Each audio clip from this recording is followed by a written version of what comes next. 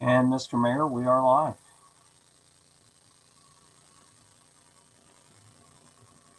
All right, thank you.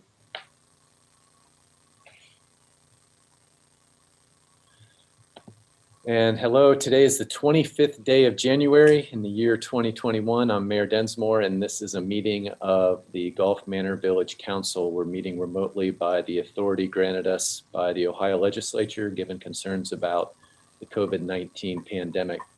If you will stand as you are able and join me in getting our meeting started in our usual way with the Pledge of Allegiance. I pledge allegiance to the flag of the United States of America and to the republic for which it stands, one nation, under God, indivisible, with liberty and justice for all. Okay, let's start with a roll call to establish for the record that we have a quorum to proceed. Mr. Lanzer, would you do the honors? Yes. Mr. Betcher? Present. Ms. Cheney? Here. Mr. Knipp? Mr. Knipp? Mr. Pridnoff?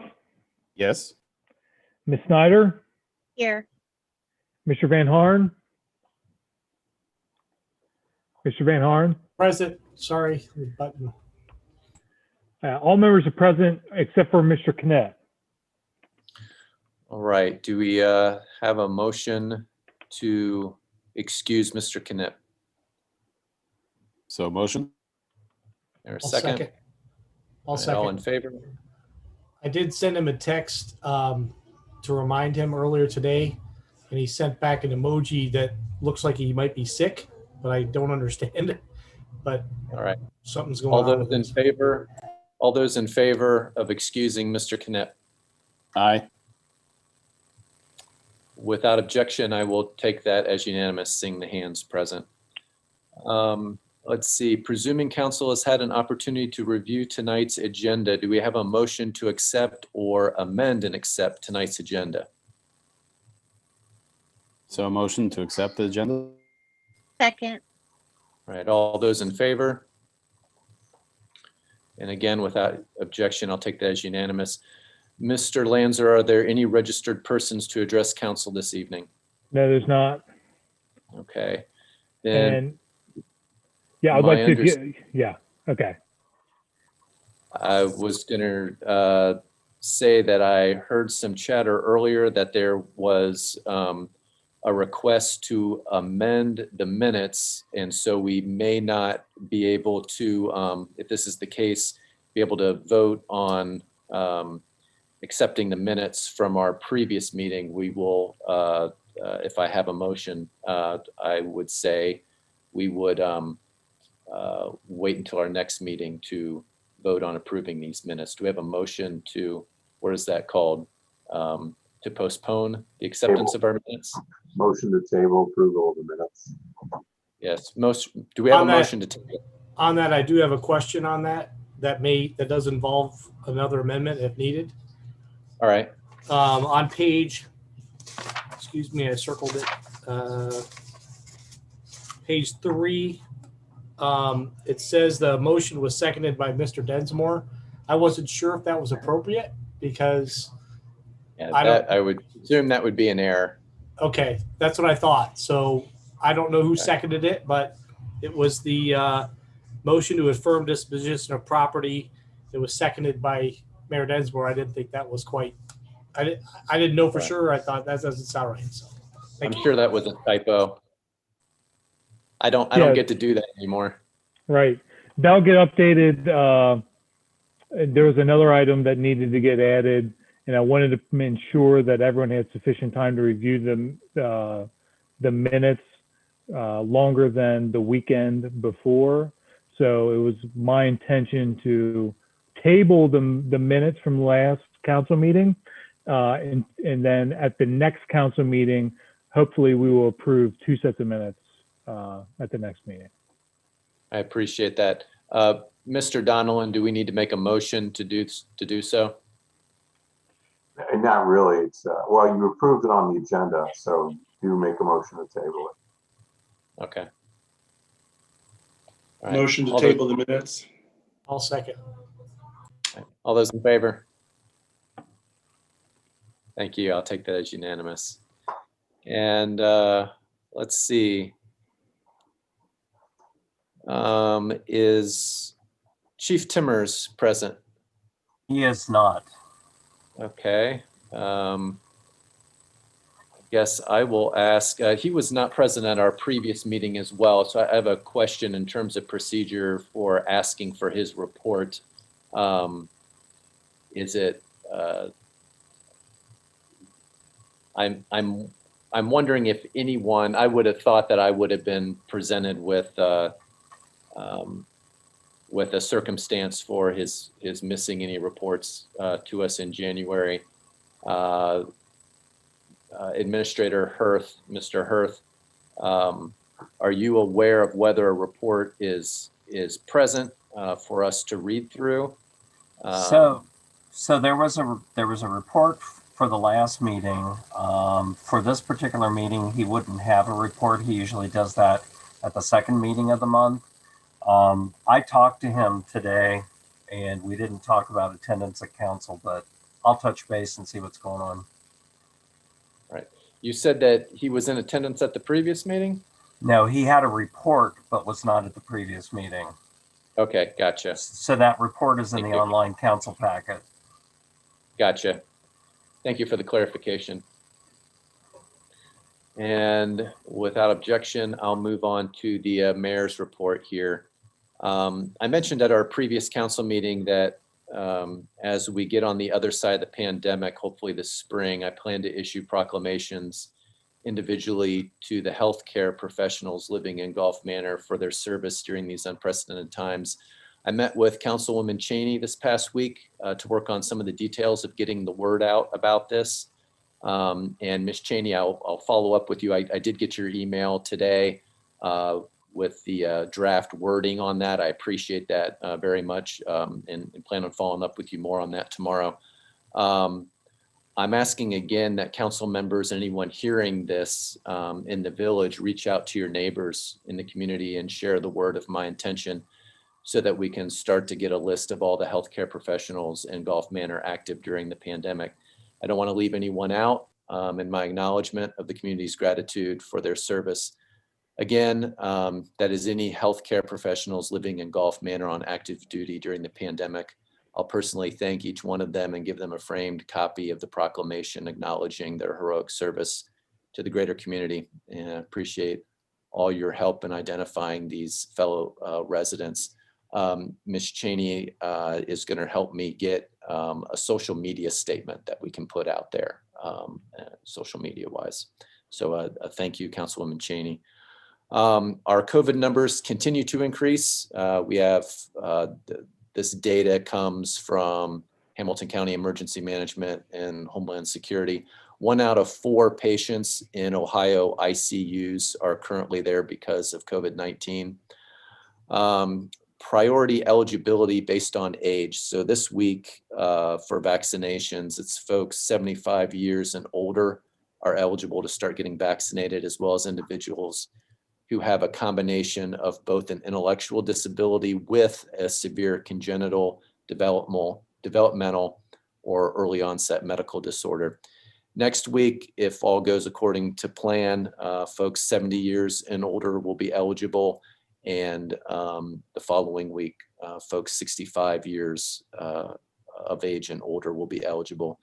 Priority eligibility for vaccination based on age will not be lowered below 65 years of age. If we're just looking at the age requirement, as I said, they are now allowing folks who have intellectual disabilities as well as a major medical condition to be considered priority as well. Approximately, the data that I have says approximately 4.39% of Hamilton County population has received the first dose of the vaccine. That's about 35, almost 36,000 people. The state now has a website where you can find the closest location to get vaccinated if you are an individual eligible for priority vaccination. That is at vaccine.coronavirus.ohio.gov, and that link is in my report. There are 43 locations in Hamilton County listed on that site where you can receive locally the COVID-19 vaccination. The closest to our village is the WinMed Health Services at the Community Action Agency, which is at 1740 Langdon Farm. That's Suite 300. Their phone number is 631-7100. This is all in my report. If you're eligible for priority vaccination, you can call that number and schedule. They do all their vaccinations on Monday afternoons. They have another office that's over in Winton Woods, about 15 minutes from us. So it's still fairly close. And that location does vaccinations on Tuesdays and Thursdays. That number is a separate number. That's, again, area code, both of these are area code 513-242-1033. Also notably, all Kroger locations near us are open for folks who qualify for a priority vaccination. You can schedule with them, and the closest to us is Norwood or the Marburg Kroger pharmacies. You can schedule online with them at kroger.com/rx/guest/get-vaccinated. And let's see, the Hamilton County Board of Health also is vaccinating folks, and they have moved their vaccine clinic to the Board of Elections, which is in Norwood. So again, a fairly close location. The state of Ohio anticipates that additional providers will start to receive emergency use authorizations in March. So basically the 43 locations in Hamilton County will stay those locations, and in March, it's anticipated that we'll have some additional places. I talked to the folks at WinMed Services, the folks that are at that the Community Action Agency here just right down the road, about whether they're having to turn people away. They are saying no, that if you want to get vaccinated, you call them up. They have not yet run into a situation where they're having too many people signing up. So that's good news.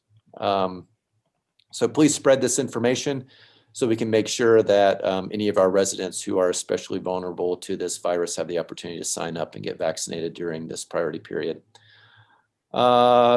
I have a status update about implementation of the NDO concerning the plan for implementation of the non-discrimination ordinance that was approved by voters this past November.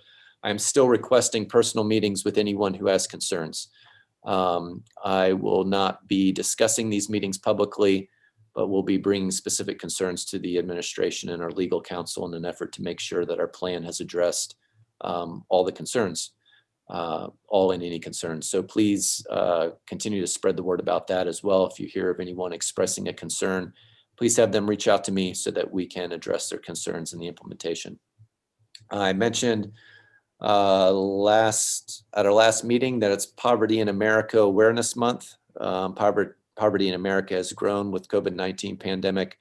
There are an estimated 55 million Americans in poverty today. That's approximately 17% of our country, or about 1 in every 5 or 6 people, and many in our village.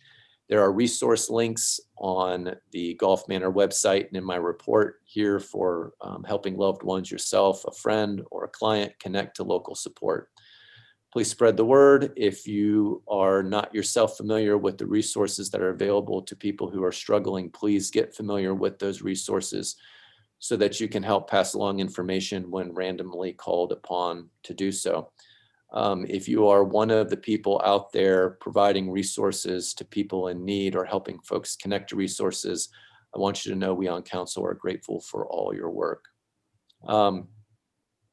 And that is it. I have something to add to the education report concerning some of the vaccine and COVID stuff going on. But with that, I will, move on and ask for Mr. Hirth, the administrator's report.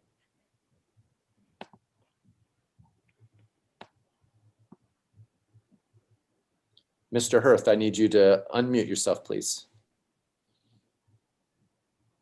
It's just one of those days.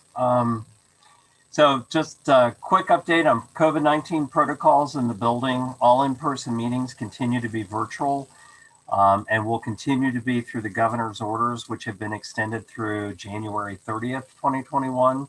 If the governor continues to extend that, we will continue to extend this operating procedure. We continue to monitor infection and hospitalization rates as we manage daily business.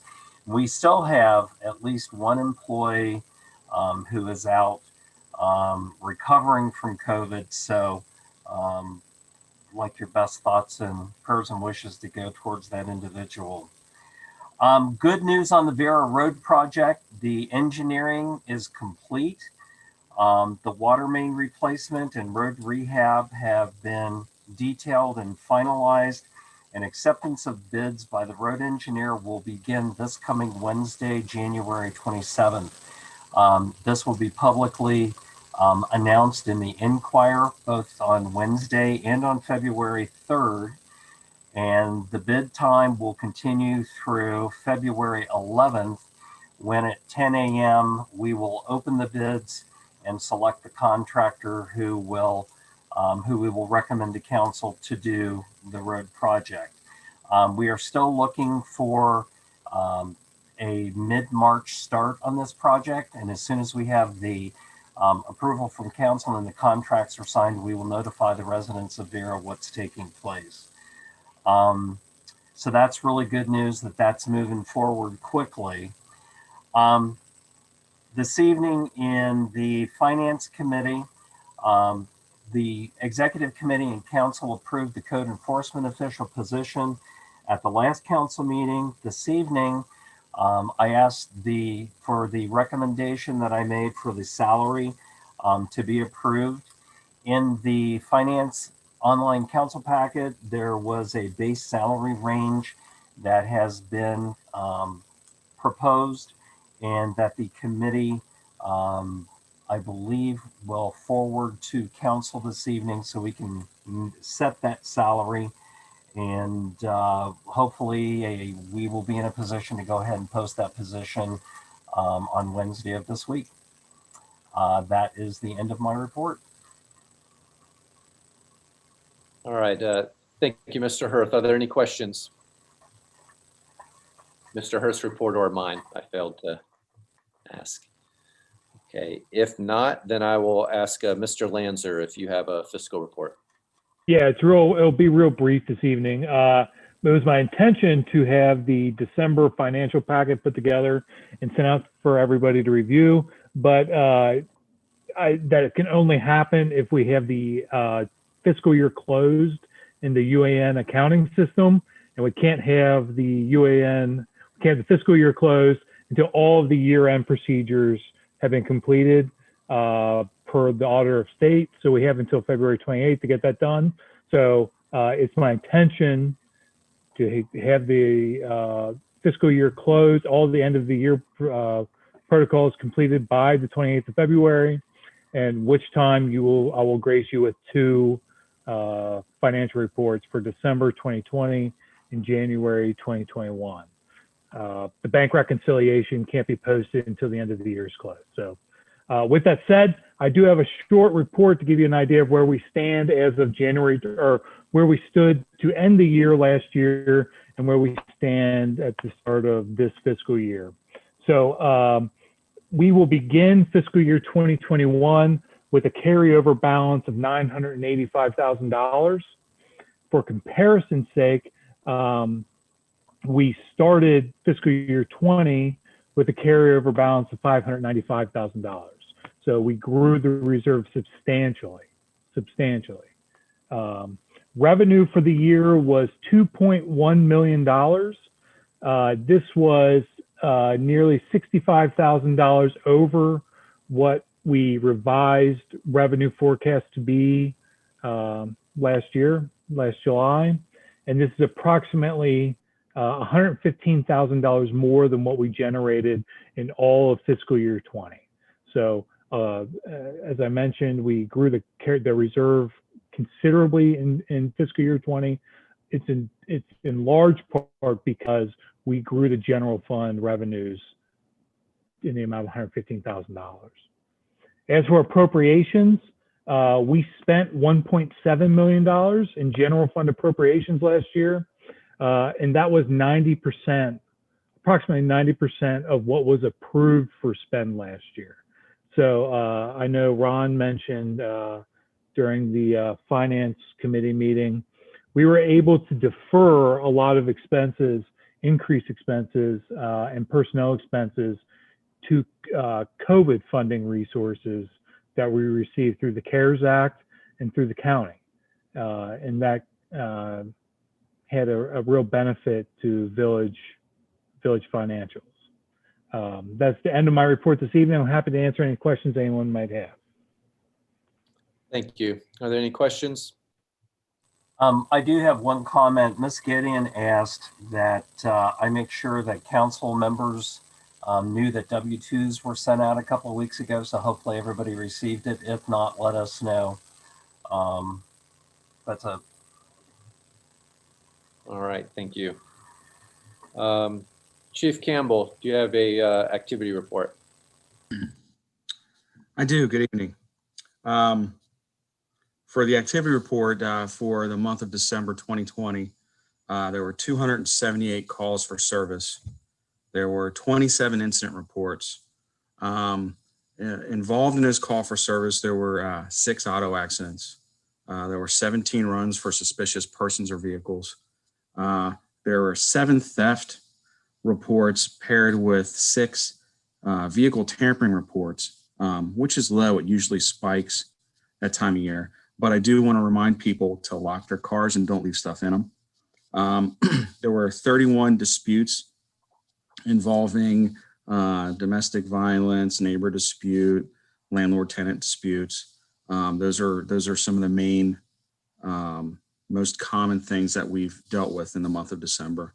Also, for the year 2020, the police department responded to 4,190 calls for service and took 285 criminal incident reports. That is the end of the activity report. Are there any questions? Thank you. Any questions from folks? It's a lot to take in. I appreciate the report. I anticipate there may be questions as we move forward. Future meetings. Gotcha. A couple things I'd like to touch on. Make this council aware.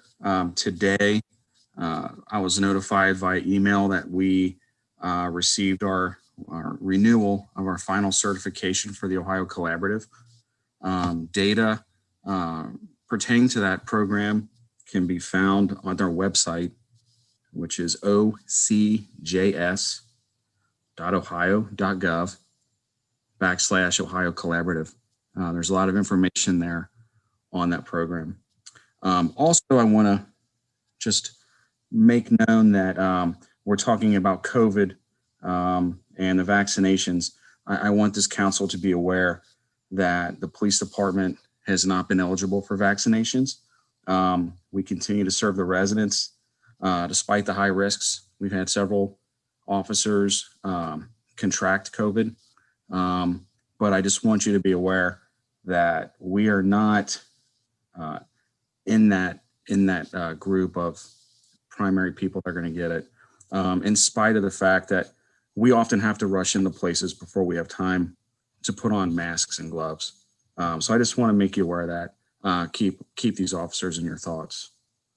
And that's all I have. Thank you, Chief. And I appreciate you bringing that up. I have a meeting with the county commissioners every week on Tuesdays, and that is a topic that has recently been discussed. And I'm an advocate of first responders being included in the folks that we need to keep well, right? So the advocacy is occurring for that, and if you want to talk offline about how we might increase our advocacy for you in the department, certainly let me know. But I can tell you that the county is looking at that and trying to figure out how to rectify it, how to communicate with the state, who's setting a lot of course, a lot of these priorities. I Thank you appreciate for that. Thank you for your report, Chief. Is there any questions? If not, I'll ask for a second roll call for quorum, Mr. Lander. Mr. Lanzer. Lander's fine too. Mr. Batcher, Present. Ms. Cheney, Here. Mr. Knet, Here. Mr. Pridnoff, Yes. Ms. Snyder, Here. and Mr. Van Horn. Here. All members are present. Mr. Mayor, can I ask the chief, could he please send that web address for that report to each of us? I was trying to Yeah. quickly scramble and I don't think I got it right. So that'd be helpful. Gotcha. Yes, I'll send that out. Thank you, Chief. Mr. Donellan, our solicitor, do you have a report? I see that we don't have any legislation at this time. Do you have a report? No legislation and no report. I may give a brief comment at the end of the meeting if we're not able to go into an executive session. But if we can, we would Okay. like an executive session for matters of personnel compensation. Very good. Thank you, sir. Executive Committee, Ms. Snyder, do you have a report? I do not. No report tonight. Okay. Ms. Cheney, for Education, do you have a report? I do, and I hope I don't mess it up too much. As you've probably all heard, January 16th, the Cincinnati School Board met to decide whether to send the kids back to school. They voted 6-1 to send them back. Mike Morawski was the only one that voted against it. And I listened to part of that meeting on January the 16th, and I did learn a little bit. I can understand the concern of Hamilton County being in purple and why it is so hard for Cincinnati Public Schools, the parents, to want their kids to go back. Cincinnati Public Schools, most of the kids in the public schools are living in apartment complexes. And they also ride the bus. So they're around COVID more often than if a child goes to a private school, because most of those kids live in a single home and they are driven to school. So they're not around too much. So I can understand where they're coming from. After that meeting on January 16, Julie Seller, she's the head of the teachers union. She was very upset that she wasn't invited to that meeting. So they had another meeting on January 20th to discuss whether they wanted to make a new decision on whether to go back to school or not. Well, they voted again 6-1 to go back to school. The kids are going to go back 2 days a week, and then they'll be online 2 days a week. So I don't know what really they're doing on the other day.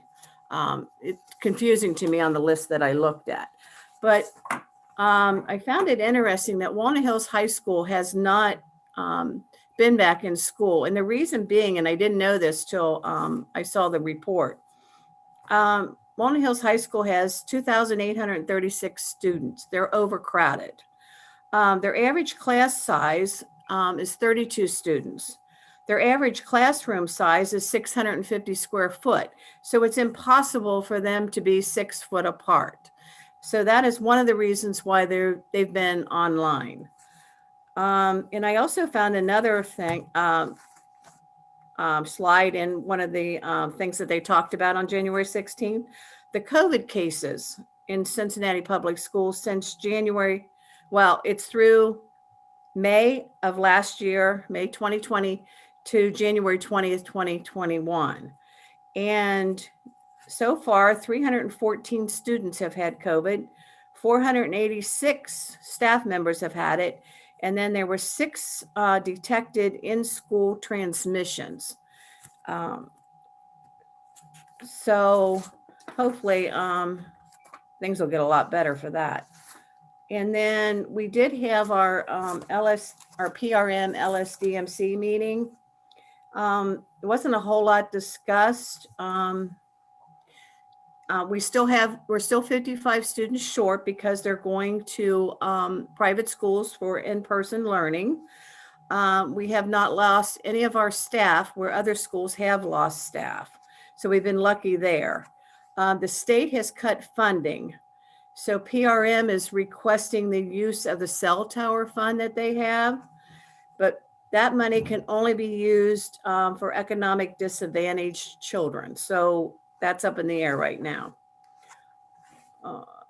And then Amber Simpson, the principal, gave kudos to the PRM teachers for handling the January 6th event at the Capitol with their students. She said that they did a really good job of handling that with them. And then she also has submitted a plan to the board of how to handle teaching right now with online teaching and going back to school teaching. The teachers are overwhelmed. And the board is adding even more demands to them. So it's very critical right now with teachers. And I think,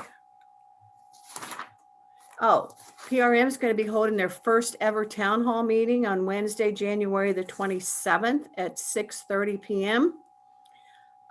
They're going to have a guest speaker, and I'll mess this name up, Manisha House. She's the director of school leadership. It's free and it's open to the public if you're interested. The topic of discussion is diversity, inclusion, and anti-racism. And that'll be their first ever town hall meeting that they've had. And then the only other thing is the sixth graders have designed a t-shirt. And they're looking for donations for these shirts so that the kids don't have to buy them. They're $6.45 each. And they need 91, which includes 6 teachers. And if you're interested in donating, you can go to prmrocks.org and donate. It's on the front page there. And I think that's all I have if you have any questions. Ms. Cheney, I do have one question. For the town hall meeting. Is that virtual or is that in person? I'm sorry, it's virtual. So is there a link that you can send us? Yes, I can do that. Thank you. Sure, thank you. Good. Yeah, thank you, Ms. Cheney. I have a couple more comments from stuff that was passed down from the from emergency management and Homeland Security. One is that there's a presidential executive order that just came out today for the Departments of Education and Health and Human Services to provide schools with guidance on how to safely open. So we'll look forward to see what that looks like, what those specific recommendations look like coming from them. 96% of public school districts have committed to, right, if you recall in my previous report, schools were asked by the state to basically tell what their plans are moving forward here. 96% of public school districts have committed to returning to in-person learning or hybrid learning by March 1st. School districts have partnered with either local public health or state secured retail pharmacies to provide vaccine to staff starting on February 1st. 42.5% of Ohio students are currently in-person school 5 days a week. 33% are hybrid. That's when you're in person some of the days and not in person on other days. So it's 33.7% are in that hybrid situation, and 23.8% of Ohio students are continuing with remote school. Cincinnati Public Schools, the information that I have is that they will begin a phased-in return to blended learning, meaning that hybrid kind of thing starting in February, February 1st. Are there any questions on any of that? Thank you. I forgot to mention that. um, any things that Ms. Cheney or I can look into further. Um, if anything comes to mind, let us know. Well, one of the reasons why the school board voted to go back is because the teachers can't have the vaccine unless they go back to in-school learning. And Right. Yeah, that was one of the things last time we met that the state made clear that the teachers get vaccine if you're in person. But that's it. I'm still curious if there's any rumors or indication of when children can be vaccinated. Right now, I know it's still 16 and up, but I haven't heard a word, at least from my whatever life sources. So, Yeah, the one of the things that I heard recently that I was thinking about in regard to that is that which I mentioned and maybe wasn't very clear on, if someone has a developmental disability, whether that be a learning, I can try to get the exact wording for you. And initially it was, they were saying that once we got from 80 to 75, once the 75-year-olds were allowed in, that irregardless of age, so any age, if you have a some kind of a medical condition that makes you vulnerable to this to COVID, so any kind of congenital disorder, anything like that, they were saying that you would be eligible with the 75-year-olds. They've rolled that back and said only if you have some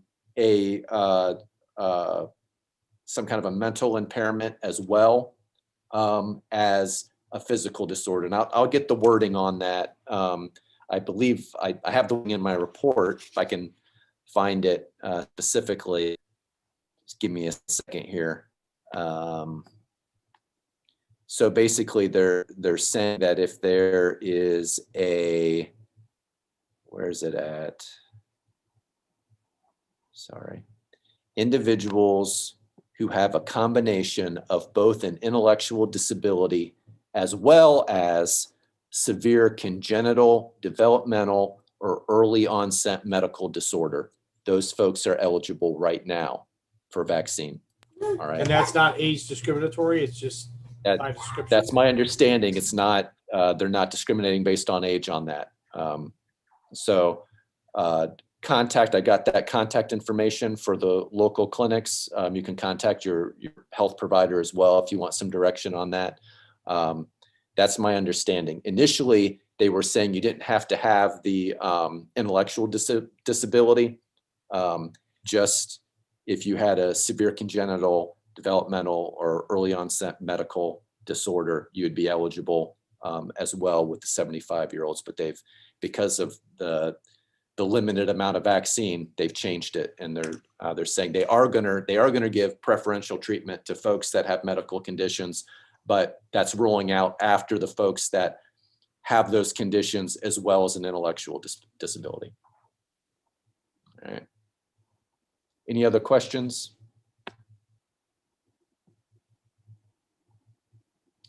All right. So, Mr. Pridenoff, do we have a nonprofit report this evening? Not this week. Okay. Mr. Van Harn and Mr. Lanzer, what about a fire district board report? Yeah, the next fire board virtual meeting will be Wednesday, February 17th, 2020 at 6 p.m. In addition to that, an update from the last board meeting. We elected new officers as well as set personnel for a variety of different initiatives of the fire district. One of them is Mr. Van Harn volunteered to serve on a committee that, God forbid, we'd never have to use, but it's essentially a committee that goes to family members of fallen firefighters who fell in line of service and provide grief and that kind of help and support to those families. So thank you, Mr. Van Harn, for volunteering for that. I was nominated to be the vice president of the fire board, and in that capacity, I will be kind of leading the renegotiations of the labor contract between the fire district and full-time fire department staff. So, the end of report. Thank you, Mr. Lanzer. Any questions? Andy, is it fair to talk about the appropriations for the turnout gear, or is that? Yeah, sure. Yeah. Okay. When I'll speak for Andy based on what I heard from him, and jump in, Andy, if you want to. But when Andy and the district went through a basically an inventory process, they discovered that a lot of the turnout gear, if not all of it, was either nearing or close to expiration. So it was raised that we should, in an effort to obviously take care of our firefighters and make sure that they're safe, that we begin a process to appropriate, I think, an annual replacement, whatever that means. So far, there was a committee kind of put together to figure that out, to get them on a cycle of replacing turnout gear. Generally, it lasts about 10 years with some variation. So we suggested, or we're working on trying to put them on a cycle of replacing it so that they'll be they'll all be appropriate and up to snuff, so to speak, for the firefighters in the future. So that was a pretty good, substantial part of discussion to make a change to appropriate that, because they don't have that now in terms of their working. Yeah. So yeah, one of the reasons why we feel strongly about this is it's part of the inventory process of the assets at Station 47. It became apparent that there was only 4 complete sets of turnout gear that weren't expired from the date of manufacture. 4, and there's probably there's just over 30 firefighters who work out of Station 47. So we got to get that fixed. In addition to that, we have to get the radio situation over there fixed. Fortunately, the fire district is in a stronger financial position than they envisioned. So I know Gulf Manor, myself, and Mr. Van Harn are of the position that, given that condition, I think we need to get serious about investing in the safety of the staff at Station 47 and Station 66 for that matter.